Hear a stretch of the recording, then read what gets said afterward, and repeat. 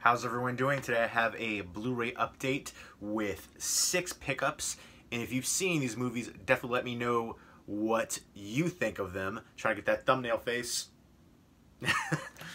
Some of these ones I meant to get a while ago. Like, there are a ton of DVDs I got rid of, just tossed, and I meant to upgrade to Blu-ray, and then I just never did. I put them on a wish list, whatever, and so many other things kept coming out. They just kind of got pushed down further and further, and I kind of forgot about them. And then I realized, little by little, I didn't have this movie. How do I not have this movie in my collection? And so some of these ones are ones that I just recently picked up on Blu-ray, and I should have had in my collection a while ago, but I got rid of the DVDs to upgrade, and I just never did until now. So first up is Night of the Comet. I got rid of my DVD for this a while ago, and I wanted to get this with the slipcover, but I could never find one for a decent price. I got this for pretty cheap. That a Facebook horror group, they were selling it, and so I picked it up instantly. They had a whole bunch of other Scream Factory releases I wanted to get, and the guy got a little annoyed that I wasn't like split-second answering him, but I finally got back to him, and luckily he still had this one. The other ones that I wanted he didn't have anymore, unfortunately. I get it, but just be patient. I can't be connected to my phone, and I gotta go to the bathroom real quick, man. Just calm down. But happy to have this one in my collection again. And then right after I bought this, I saw on eBay somebody sold the one with the slipcover for this for 33 bucks, which is a great deal. I see people on eBay now asking for 20 bucks, 25 bucks just for the slipcover. I'm like, you're crazy. I just can't bring myself to spend that kind of money on a piece of cardboard. But I feel like it is incomplete without having it with the slipcover. So I definitely want to pick up the slipcover for this eventually, but right now I can't bring myself to pay 20 bucks, 15 bucks even for just a piece of cardboard for it. I paid less than 15 bucks for the movie, so, you know. But I do enjoy this one. It's not a very scary movie. There's only a couple parts here and there, especially like in the beginning, and then there's another part where, again, I feel like any kind of post-apocalyptic movie, the man's biggest threat is man. It's basically after this comet comes by, a comet that buzzes by the Earth every 65 million years. There's people out celebrating, and everybody gets turned to dust, and then there's some people that are still alive that turn into like these zombie-like creatures.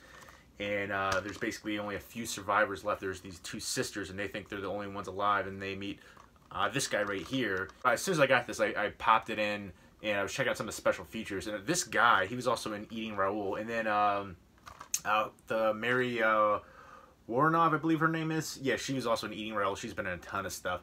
They're in Eating Raoul together. But he was basically, all he did in the special feature, like the interview of him now talking about working on this, was complain about this movie and how he said, no, I don't want it this way. He shouldn't be that way. I'm like, wow, I would not have pursued this guy. He just seemed a little too uptight.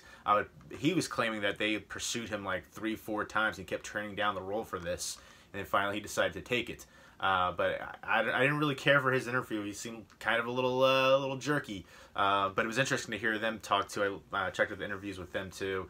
I think that's always really cool. If you're a fan of the movies, the special feature that they're doing now, their interviews of, talking about the film and how they, got involved with it and worked on it from all those times ago. I feel like that's really interesting if you're a fan. So I definitely like the special features. Scream Factory does a great job with that. And it's a Blu-ray DVD combo pack, Night of the Comet. So yeah, they're just basically trying to survive in this post-apocalyptic world where this comet essentially wiped out most of humanity, and then the majority of the people that are left are like zombie-like creatures. And then there's other people who are still alive who are also, violent and crazy. There's a mall scene, which I thought was pretty cool. There's a few other recognizable people in here. There were some good comedic elements all throughout. I really would say it's more of a horror comedy, post-apocalyptic comedy. Lighter on the overall horror elements, but really enjoyable. This is from 1984. Really dig this one. This is one that I remember watching when I was younger, and happy to have it in my collection. But I really do want the slipcover. I feel like it's naked without it. It's not complete. Just don't look at it. Just cover up. But I do, yeah, I don't know. It's just like an OCD thing for me. And I do like the newly commissioned artwork for it as well. That's another thing I think Scream Factory does a great job with. Next up is Harpoon. This is a whale-watching massacre with Gunnar Hansen before he passed away. I remember seeing this a while ago. I remember hearing a lot of hate for this movie, and I remember really enjoying the heck out of it. I had another copy of this, and I don't know what happened to it, so I had to pick it up again. Over the past few years, I've done a few moves, and I feel like I've lost some things here and there in the moves. I don't know if a box was stolen of movies, or I just misplaced the box, or what happened, or something fell out. I don't know, but this was one of those. There's a few that I like knew that I had, and just suddenly they weren't there anymore. But this is one of those ones that I had to repurchase. I remember enjoying the heck out of it. I remember being a gory, crazy time. They're on this whale watching expedition, a bunch of people, and they get stuck. And then Gunnar Hansen comes along, and he says, you know, come onto my boat. I'll save you. And then there's this murderous family coming on board and killing people one by one. And I think at the end they go to this, I don't know if it's a light tower or like a small little island or something like that. Maybe there's a light tower on the small island. It's been a while since I've seen it, but they have to fight to survive. It's bloody gory, so I'm looking forward to revisiting it. It had a bunch of negative reviews. I remember people just hating on it, but I remember digging the heck out of it, so I'm going to rewatch that one soon. Happy to have it back in my collection where it belongs. Next up is Four Brothers. I love the heck out of this movie. I know Tyrese, Hungry for That Money, has been talking about a sequel for this for a long time, and I don't know if it's going to happen or not. I don't think it necessarily needs a sequel, but I'd probably watch it because I really did enjoy the heck out of this one. It's a loose remake of The Sons of Katie Elder with Dean Martin and John Wayne. And this one was really intense, palpable. I love the cast chemistry, great interaction here. Mark Wahlberg, Tyrese, Andre Benjamin, Andre 3000 from Outkast, Garrett Hedlund, and then you also have a few other recognizable faces in here. You have Chiwetel Ejiofor from 12 Years a Slave. He's been in a ton of stuff, but that's like an iconic role for him. Terrence Howard is in here too. I kind of find it surprising that both Chiwetel Ejiofor and Terrence Howard aren't like more represented on the artwork here. I know a lot of times when they re-release movies and you know, for different editions, this has been released a couple times, and they put different stuff on there from the producers of this, you know, and they put the actors on there. Even if they don't have a smaller role, they usually put them in there. This is actually out of print now. You can still get it for relatively inexpensive, like, I don't know, 10-15 bucks range, but new copies are going for like crazy money. I was like, I feel like this used to be everywhere. This is another one where I got rid of the DVD, and I could have sworn I had the Blu-ray, but I couldn't find it. I was in the mood to watch this, and I was like, how do I not have this? I like scoured everywhere in my room, and you know, I had to buy it. I had to have it, and I love the heck out of this one. Garrett Hedlund is a really underrated actor.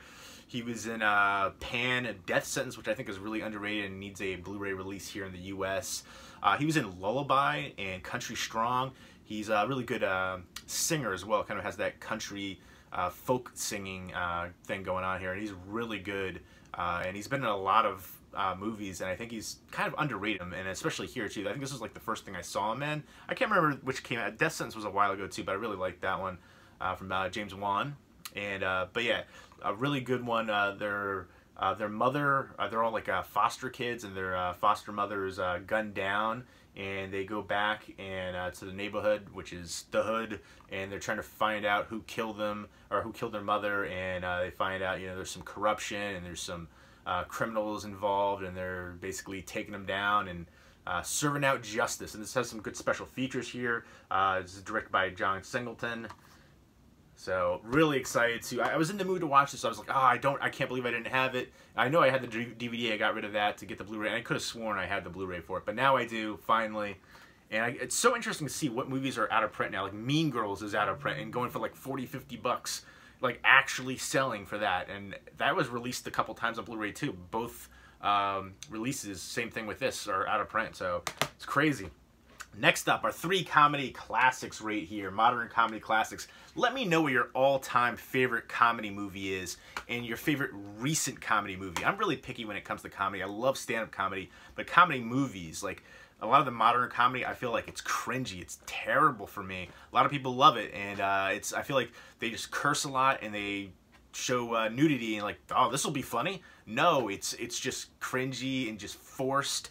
I'm not into it, and I don't know, I feel like a lot of the newer comedies rely on just a lot of foul language. They push Melissa McCarthy a lot, Amy Schumer, who I used to love her stand-up, but as a female comedic actress, I'm not a fan, and Melissa McCarthy, I can't stand at all. They're constantly pushing her. She's like trying to push her as a female Chris Farley. I love Chris Farley. I love John Candy as far as some comedic actors.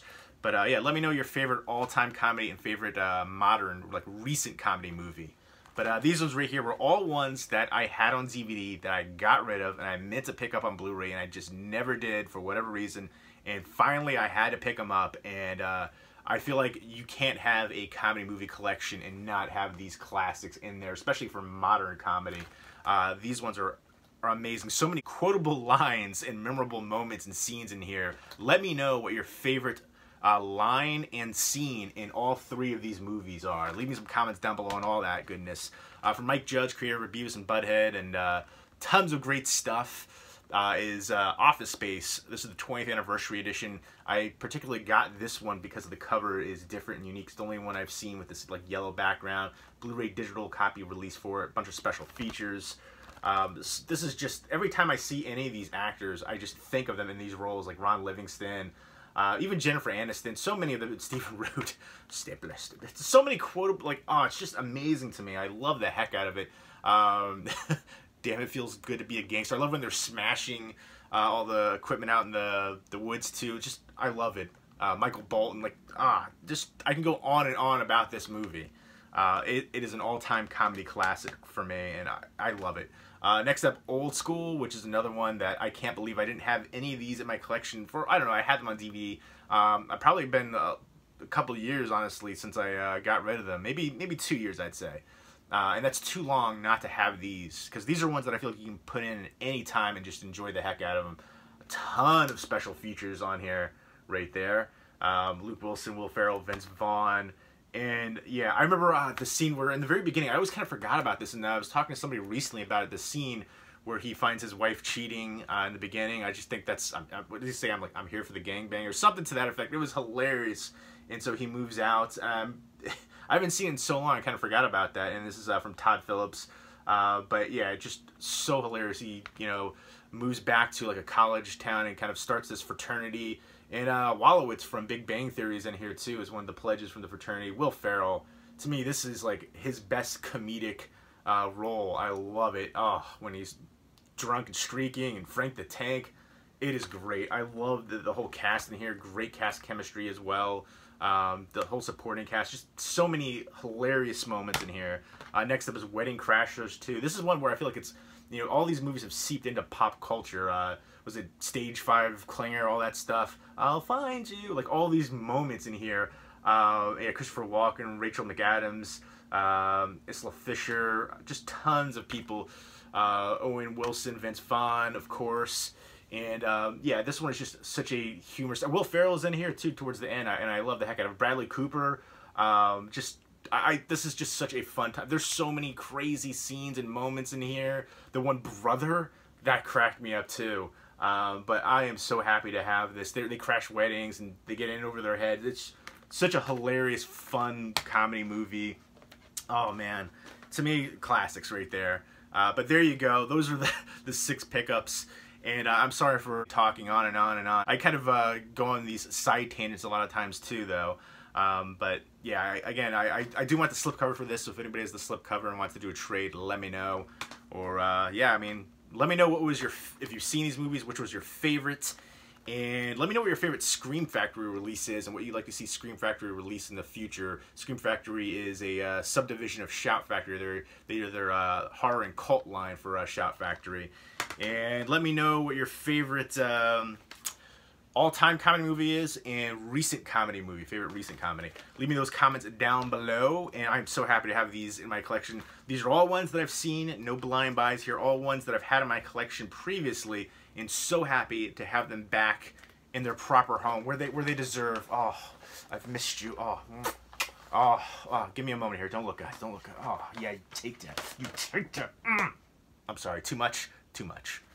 Got a little carried away. But I'm very happy for this right there.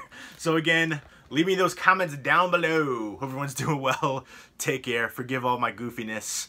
I love these movies. Happy to have them back in my collection, where they belong.